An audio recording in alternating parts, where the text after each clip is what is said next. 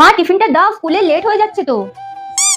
এই নে নে, এটা তোর টিফিন আর এটা পান্তুু। মা আজকে টিফিনে কি দিয়েছো? ওই তো রুটি আলু ভাজা।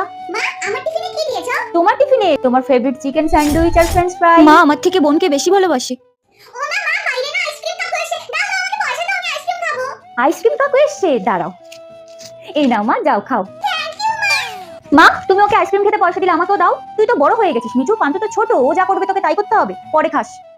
মা আমার থেকে বোনকেই বেশি ভালোবাসে। পই পই করে বলেছি, সন্ধ্যাবেলা এসে চান করিস না, ঠান্ডা লেগে যাবে।